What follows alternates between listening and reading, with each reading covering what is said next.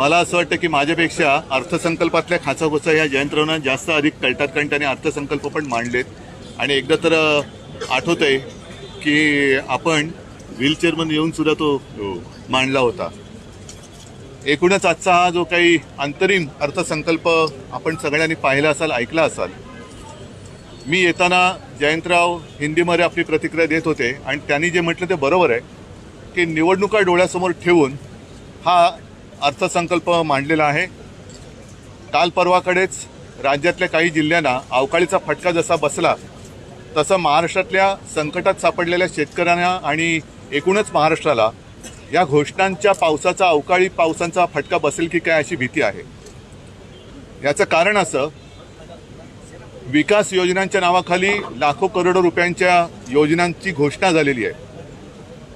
प्रत्यक्षात मात्र शेतकरी जो एक आक्रोश करतोय त्या शेतकऱ्याच्या पदरात काहीच पडलेलं नाहीये. आणि या सरकारचा गेल्या 1.5-2 वर्षाचा कारभार आपण पाहिलात तर विशेषतः मी मुंबईपुरतं जरी बोललो तरी मुंबईमध्ये रस्ते घोटाळा आहे, आणखीन काही सगळे घोटाळे आहेत. टेंडरवरती टेंडर हे लोक काढतात. म्हणजे टेंडर काढल्यानंतर आम्ही त्यातला घोटाळा बाहेर काढतो, मग ते टेंडर रद्द करून पुन्हा नव्याने टेंडर काढतात. प्रत्यक्षात काम काहीच होत नाही. आणि म्हणूनच मला असं वाटतं की आजचा हा काय त्यांना ते म्हणतात स्वतःच्या सरकारला महायुती सरकार, या युतीच्या सरकारचा अंतरिम अर्थसंकल्प म्हणजे ह्यांचे कॉन्ट्रॅक्टर मित्र जोमात आणि शेतकरी कोमात असा हा अर्थसंकल्प आहे. कारण अंगणवाडी सेविका, आशा वर्कर्स या संपावरती आहेत, त्यांच्या मागण्यांकडे लक्ष दिलं जात नाही. जी शासकीय रुग्णालय आहेत त्याच्यामध्ये पाहिलं आपण की डॉक्टरांच्या विना, उपचाराविना, औषधाविना गेल्या वर्षभरात मृत्यू घडलेले आहेत, तिकडे लक्ष दिले गेलेले नाही आहेत. पण नवीन शासकीय विद्यालय, नवीन हॉस्पिटल, बेड्स वाढवणार, या अशा काही ज्या घोषणा आहेत त्या बघितल्यानंतर नवीन रस्त्यांच्या घोषणा, पहिल्या ज्या घोषणा आहेत त्यांचं काय झालं याचा पाठपुरावा कुठेच दिसत नाही आहे. मात्र नवीन घोषणा करायच्या आणि मृगजळाचा पाठलाग करायला लावायचं असं ह्या एक सरकारचं धोरण दिसतंय. सर, हिंदी में ये जानना चाहेंगे, जो बजट पेश किया गया है कौन सी ऐसी नई घोषणा है जो लगता है ध्यान में रखते हुए मराठीमध्ये पहिले मराठी में बात करतो. मराठी भाषा याच्या संदर्भात सुद्धा आज काही उल्लेख केला गेला नाही असं कळतं. नाही, मराठी भाषणाबद्दल उल्लेख तसा केला गेलेला नाहीये. शिवरायाच्या गडकिल्ल्यांबद्दल जे आम्ही धोरण घेतलं होतं त्याचाच त्यांनी पुनरुच्चार केला.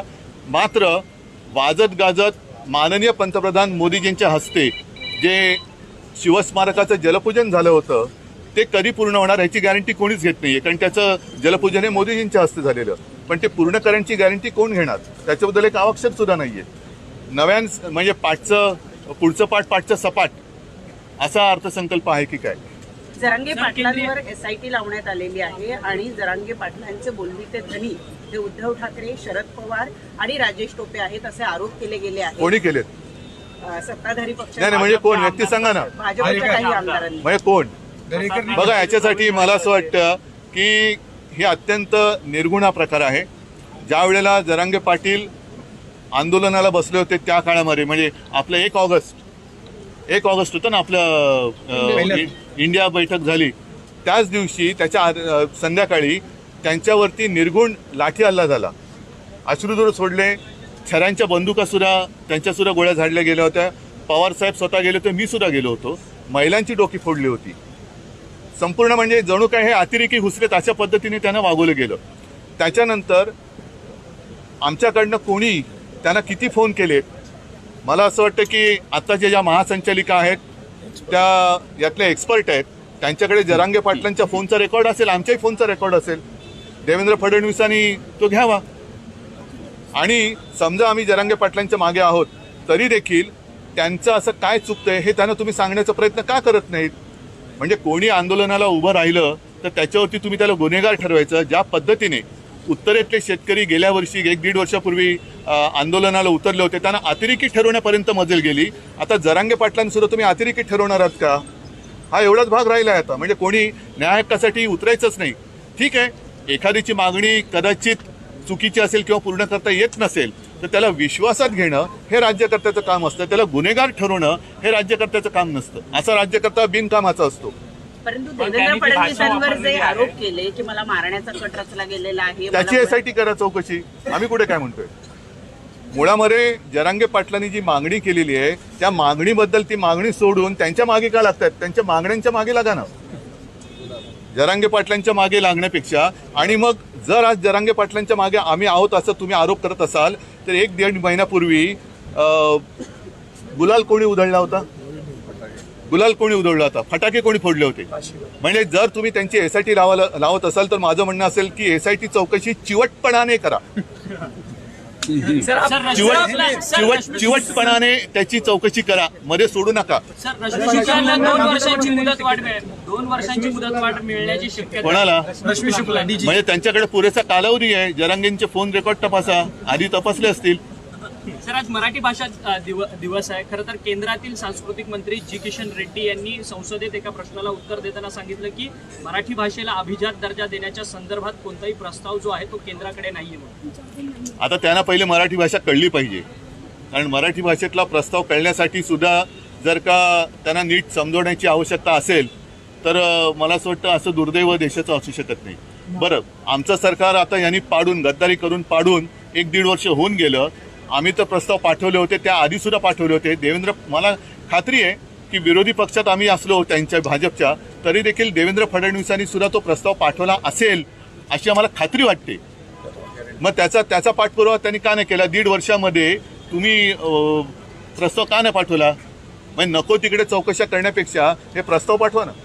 सर, हिंदी में जानना चाहेंगे आज का जो बजट पेश हुआ है. आज का बजट जो है वो जैसे मैंने कहा कि सिर्फ चुनाव को सामने देखते हुए उन्होंने घोषणा की है. पिछले साल जो कुछ किया था उन्होंने अर्थसंकल्प, उसका क्या हो गया? उसके बारे में कुछ सामने नहीं आया.